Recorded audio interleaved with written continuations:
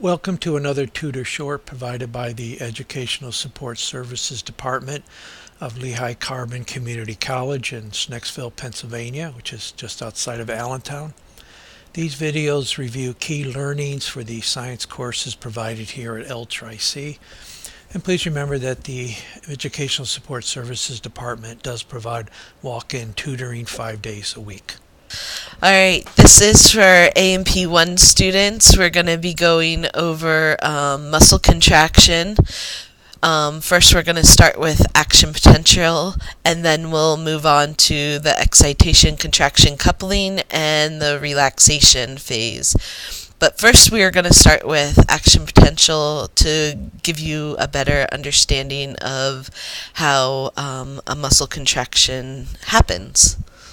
First, we're going to talk about the depolarization phase, and then the repolarization phase, and then we'll talk about the purpose of the action potential. This is the action potential. It's important to note this number right down here, -70. This is the resting membrane potential. This occurs when the muscles are at rest. So what happens is once these sodium channels open, sodium comes rushing in, and the membrane potential becomes more positive in a process called depolarization. As we get to the top right here, the sodium channels close and the potassium channels open. So potassium leaves the cell, and we get a process called repolarization. Now the potassium channels are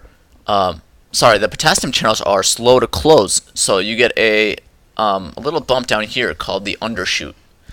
Eventually, all the potassium channels close, and we're back at resting membrane potential. This is a picture that showing axon of a motor neuron and a muscle cell. So we're going to walk through an action potential. The action potential comes down from the brain. So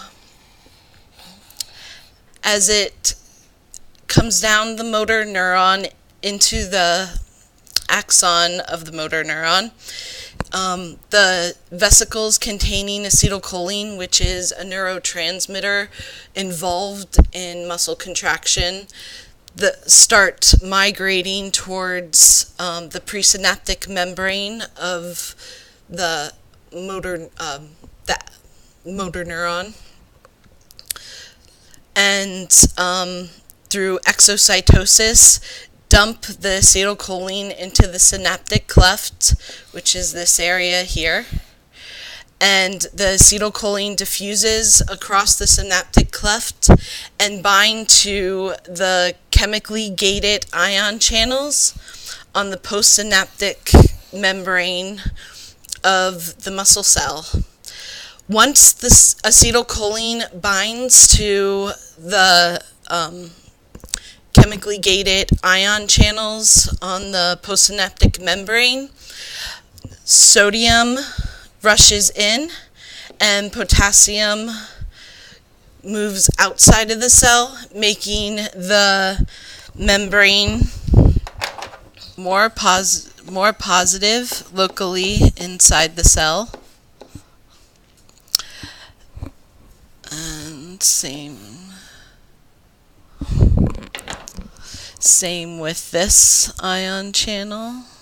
Chemically gated ion channel will also become more positive as sodiums rush in.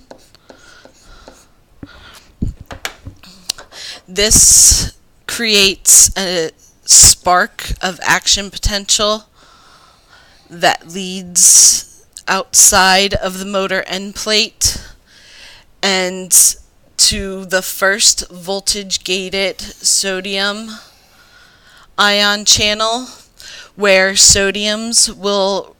only sodiums will rush in, making the cell more positive locally inside. The cell closes the voltage gate closes, and the voltage gated potassium ion channel opens. potassiums exit the cell across the membrane towards their concentration gradient. And this leads to a propagation of the action potential across the sarcolemma. So the next, there will be another sodium channel. I'll draw one here for you. Sodium channel that will open, allowing sodium ions to rush in, and again making inside the cell more positive, and the action potential continues along the sarcolemma. Alright, since the ion channels are kind of hard to see in the picture that I just reviewed with you, I'm going to draw a little picture to the side here. So we have the muscle cell membrane, and we have it negatively charged inside. It's positively charged outside. And then we have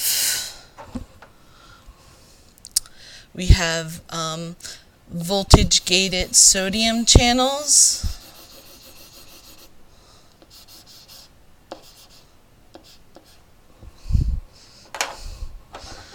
And we have voltage gated potassium channels.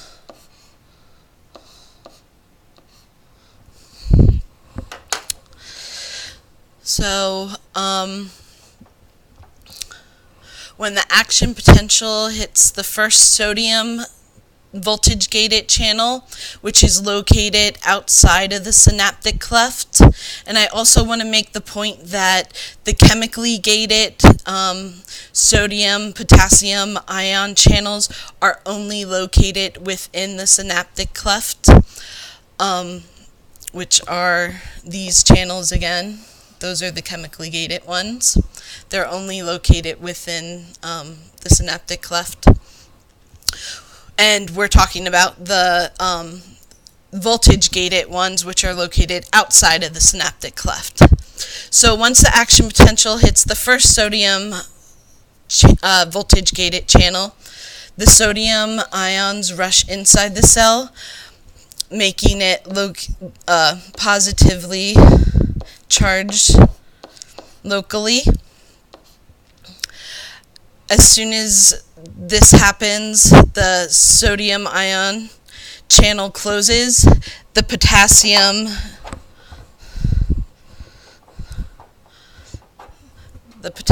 channel opens, allowing for potassium ions to move outside of the cell, across the membrane, and towards its concentration gradient.